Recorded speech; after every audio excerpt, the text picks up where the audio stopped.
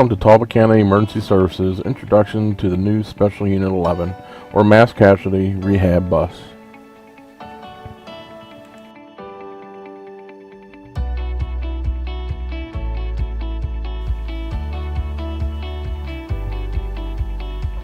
Here we see the control switches for the interior lights. There are two sets of lights including white LEDs and red LEDs.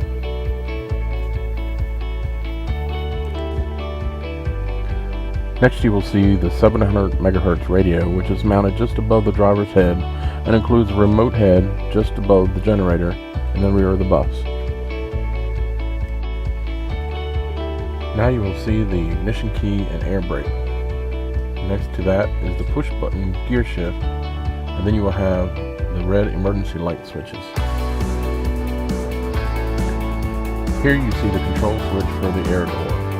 This controls whether the door operates manually, such as when it is parked, or with air, as when the bus is in motion. Here's the switch panel for the scene lights, air door, heater, and air horn. The heater requires two switches to be turned on for it to operate: the heater switch and the fan switch. Mounted on the floor below the first cots on the passenger side, you will find the onboard O2 bottle.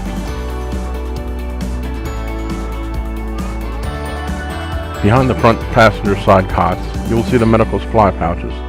These pouches are filled with BLS supplies only. This is one of three O2 manifolds with 3 outlets each. The 2 front set of cots and 1 rear set of cots have these manifolds. Anyone who needs O2 should be placed in one of these cots. This large silver box in the middle of the bus is the generator box. It houses a 10 kW Onan generator. It runs all onboard electric outlets and both AC units. There is an outside receptacle which can be used to run all the same equipment when the bus is in quarters, or if you're on location with power available. You start the generator with the onboard switch or the remote switch, which is located next to the driver's seat. To start the generator, push and hold the start button until the flashing light turns solid and the unit is running.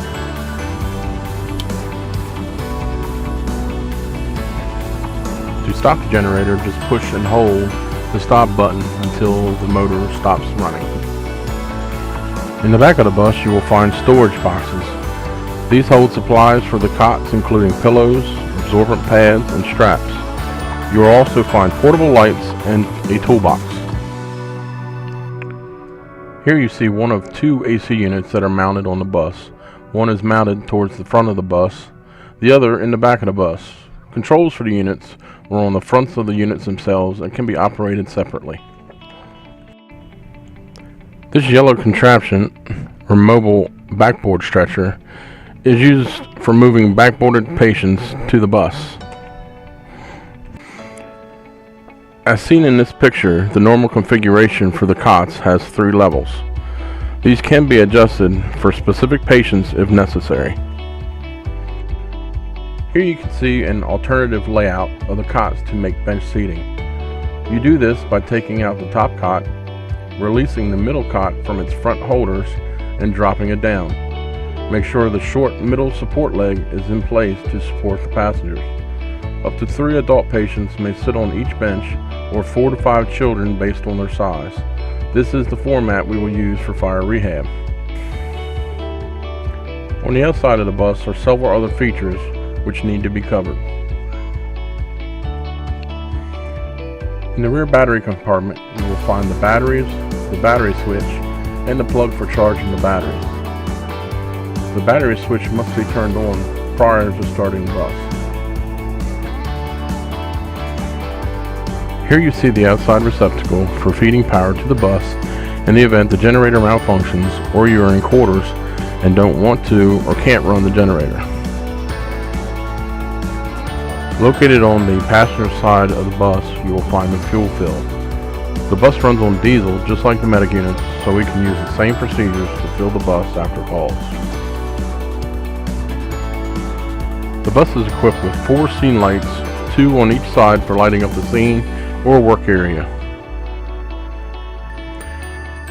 The side door of the bus will be utilized for loading and unloading of patients.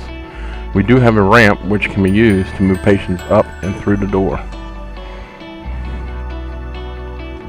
Finally, you see a switch which is mounted just to the right of the front doors.